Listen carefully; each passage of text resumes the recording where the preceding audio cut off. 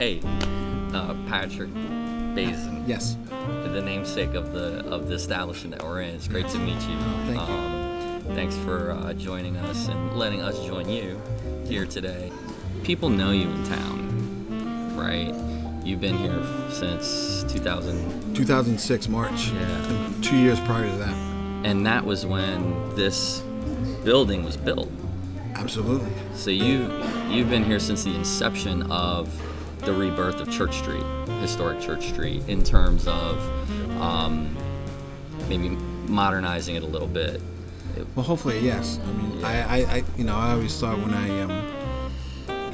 I was running the Occidental in DC, and I was there for 10 years, I was a managing partner. It was great. It was a great relationship with me, with the owners, the Oliver Carr family. But I was also always wanted a desire to have my own place. And what I knew about Vienna, and it took me actually 2 years to find this particular spot. We looked from Rehoboth to Leesburg and everything in between. And we had some things that were good and good deals, and some things that fell apart at the last second. We really wanted to find a spot that we could live, we could raise our family here, that we could be here 15, 20 years. We always had a long-term objective of our business. A lot of restaurant business, it's you make your money in the first 5 to 8 years, and if you don't make it, then you're in tough shape. So we really strive to be here for longevity, and that's how we've always worked everything. To do nothing short term. You know what I mean? We always wanted to. In for the long haul. In for the long haul. Yeah. And be part of the community and be part of everything that Vienna was about, and the surrounding area too. Right. So, what's the? What I wanted to say about how we found this place. See, we're both from the Northeast, because I just said go ahead. You interrupted me, and I said go ahead. So, how I found this place, we had a kind of like a deal we thought was going to go down in Arlington, and then at the last second it blew up. They went with a chain, and we got a little discouraged, Julie and I, because we were like, how are we ever going to do this? Everybody wants this guaranteed business, and we're not a guaranteed business. We're an idea. We'll work really hard, but we're still an idea. So we went to a place, I'm not going to say the name, but we went to a place that was in Magruder's parking lot to look at. It was up for sale. And Julie and I, we pulled into it, and I didn't even get out of the car.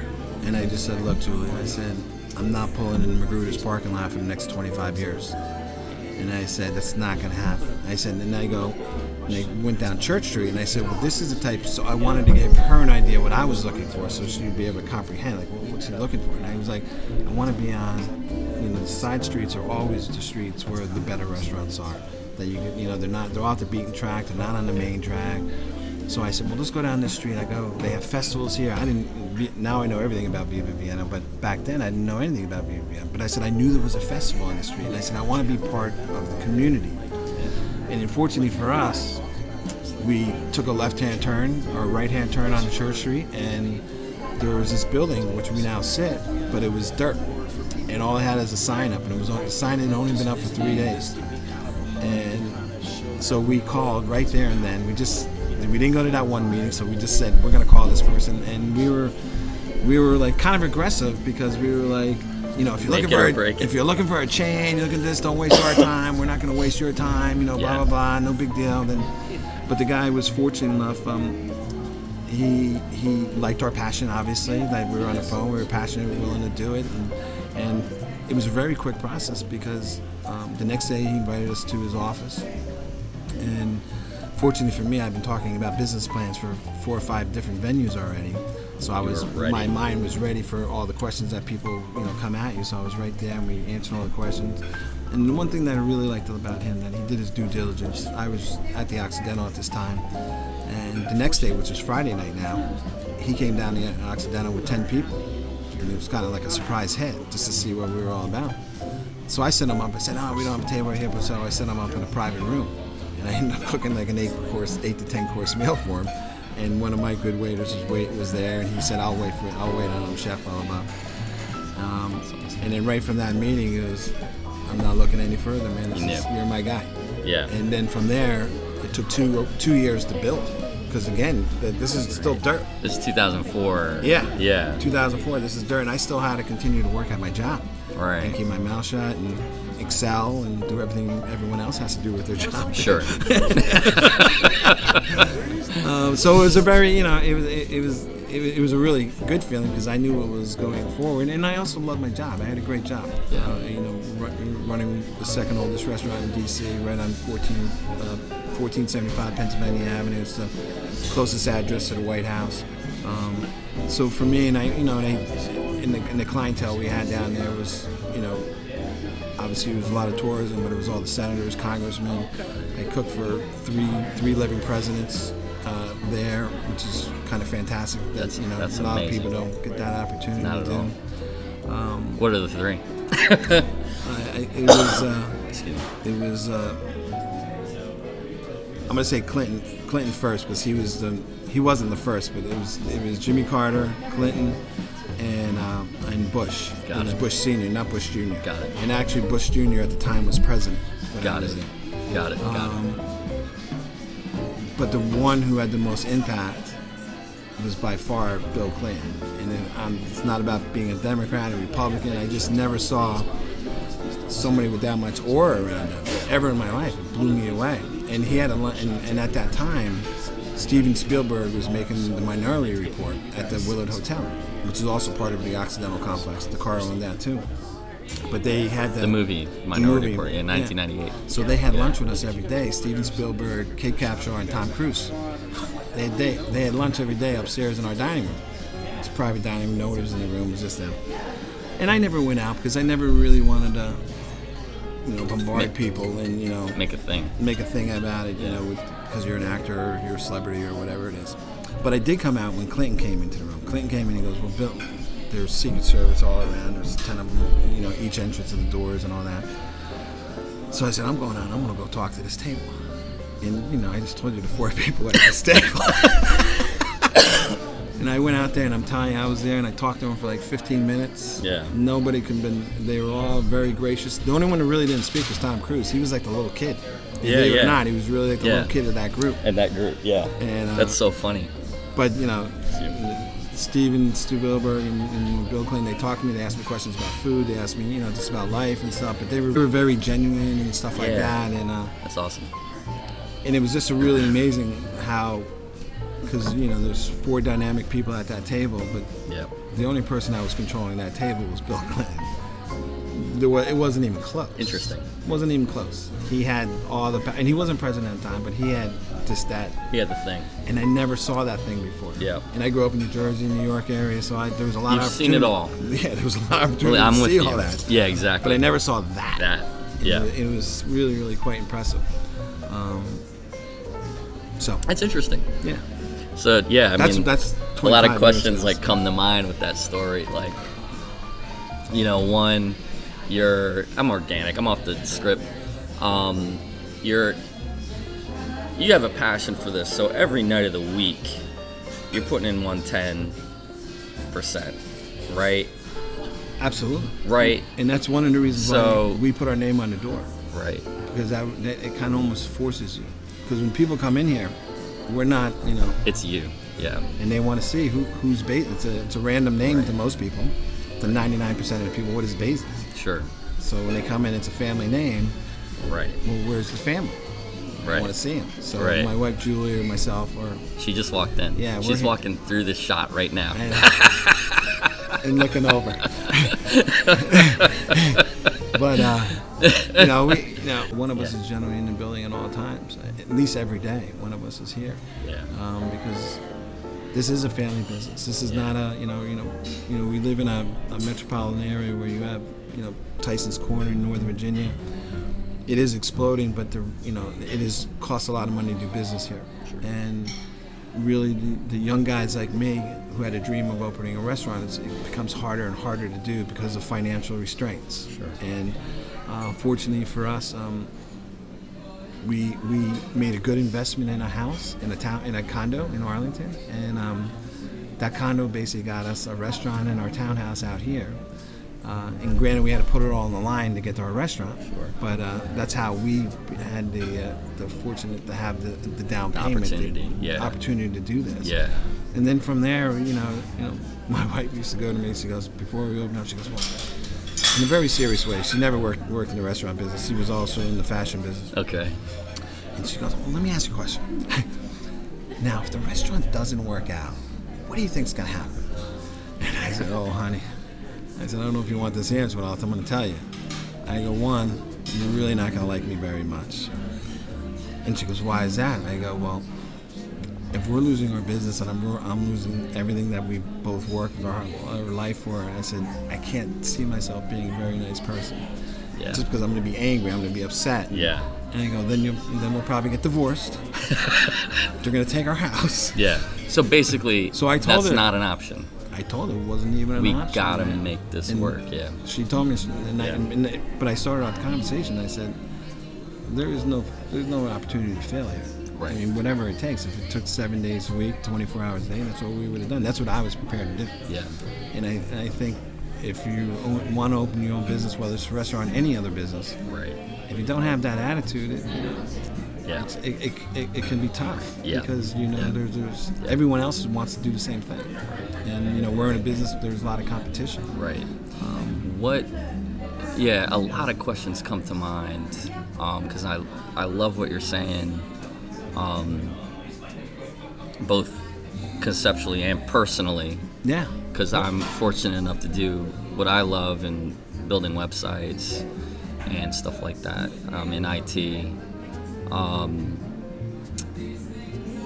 And really it's a tool to build relationships, just like preparing food, right, is about loving people, That's the only reason why I do what I do. Yeah. Fortunately I became good at it. Where I can make money. Because, now people don't ask me that all the time. She goes, why are you in this business? Why do you do what you do? And I said, I got into this business because I like to make people happy. Yep. I like to put a plate in front of you and see you smile. Yeah, that's cool. And that's good enough for me. I don't need any more than that.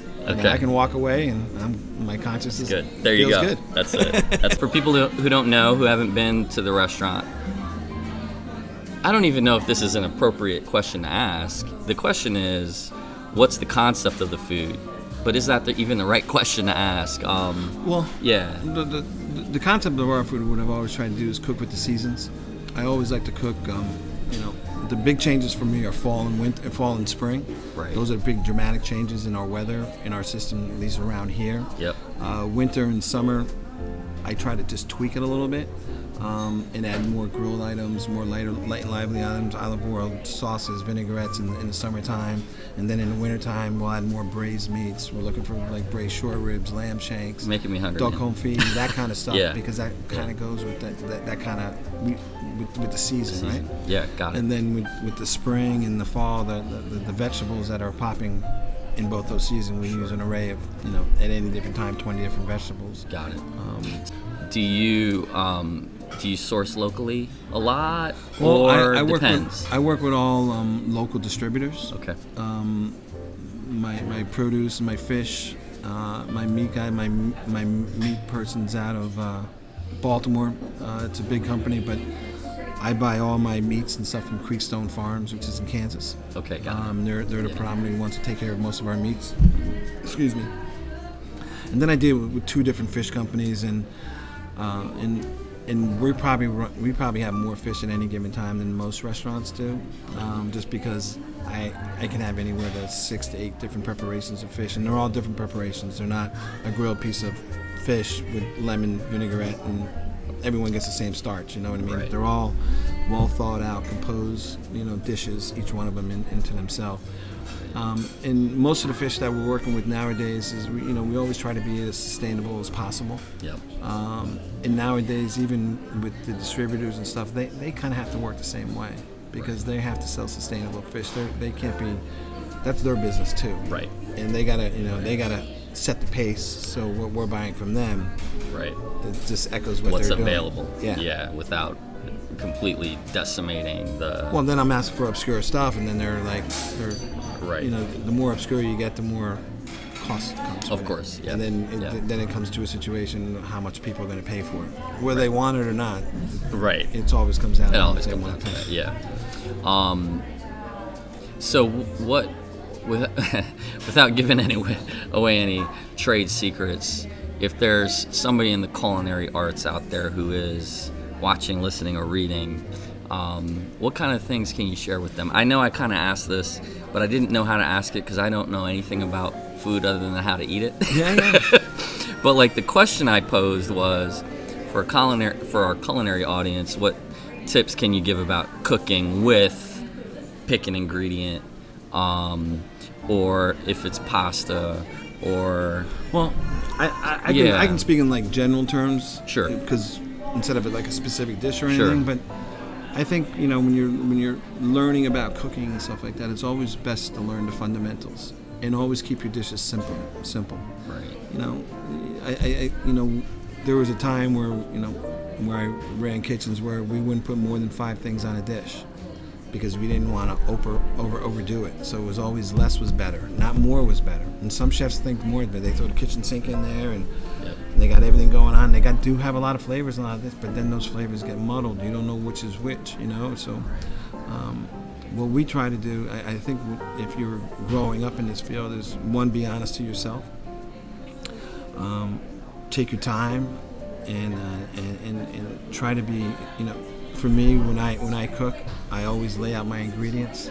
I think, when you're prepping, and another, I'm going to get off track here, but one of the success of our restaurant is our preparation. And our preparation is we're ready for 50 people or 150 people any night of the week. Doesn't matter if they come on Monday or Tuesday, the kitchen will never go down because we are constantly prepared. And that is really, it's really the best fundamental thing you can do for yourself is have the ingredients that are in front of you. If you're going to make shrimp scampi with garlic and tomatoes and onions and some parsley, have your tomatoes chopped up, have your parsley chopped up, because that will help you and prevent you from overcooking your shrimp. Because now your shrimp's cooking, it only takes 3 or 4 minutes. But now if you're chopping onions and now you're catching up, so now you're running behind the whole time. It's not fun. Cooking's not fun right now. So it should be fun. It should be fun. Yeah. And have the ingredients there so that you can add them step by step, whatever the approach is. Concept for life almost. Yeah. You work hard in the beginning, and then you can have the fun on the end. Because you have to understand the basics first. Because there was a time when in the early 90s and stuff like that, or in the 90s, say that people were just coming up with stupid dishes like a salmon with chocolate sauce because they thought it was like creative or something. Well, there was nothing creative about it. It was just stupid. Right. They have to be, and they had no basis. That makes sense. They had no basis in tradition, and everything in life is based on tradition and technique and stuff like that. You can veer off those things once you understand them, but if you don't understand them, you're veering off. You're on a runaway train. Avant-garde. Yeah. Yeah. So there's certain fundamentals that, it's like Picasso. He could probably do a Rembrandt, right, if you asked him to, or Da Vinci, if you asked him to, he could do whoever preceded him. And understanding history and who came before you informs how to be creative. But if you're just breaking rules willy-nilly without any reference point, right, you're not really doing anything. Every once in a while you might luck out.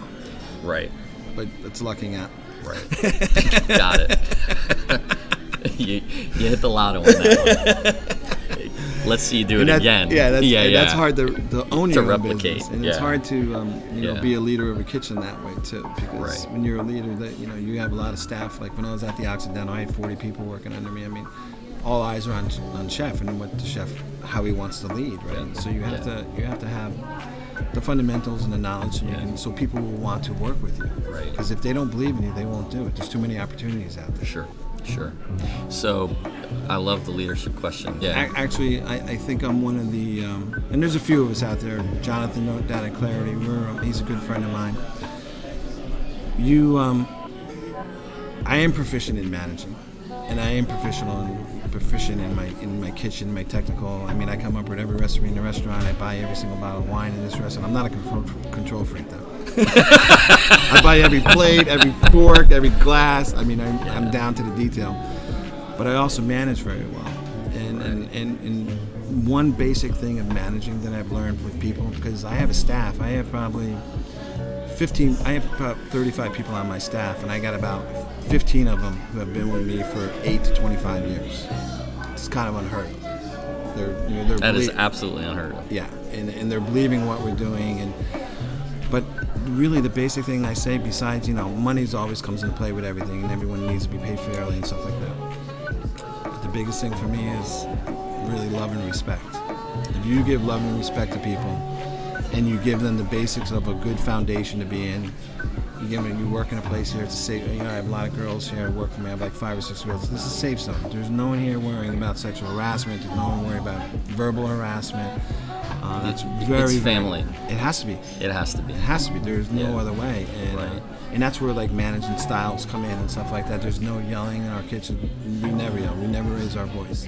And if anybody raises their voice, I go after them. I go, you're the one who's out of control. There you go. Because most people raise their voice, that I've learned, is when they don't know what the hell's going on. Yeah. So they get nervous and they yell and they try to make a scene, and that hopefully will cover up what's ever going on. But You're not see right through that. Yeah, you're not waging war back there. No, You're not waging war. Kitchens by nature in the old days were very hostile Sure. environments. We were raised. Yeah. I was raised in that environment. But What is that? I think it's The Gordon Ramsay thing, like. I think it's just dominate. They want to dominate. They want Sure. to dominate your every move. And see, I'm the complete opposite of that. Like my wait staff, they come in here. I don't micromanage them. I want their personalities to come through, and I want my customers want to know who you are. We're a neighborhood place. They want to know your family. They want to know what country you're from. Yeah. I have 35 people on my staff. I am probably represented by 15 different countries. Any plans you got coming down the pike that?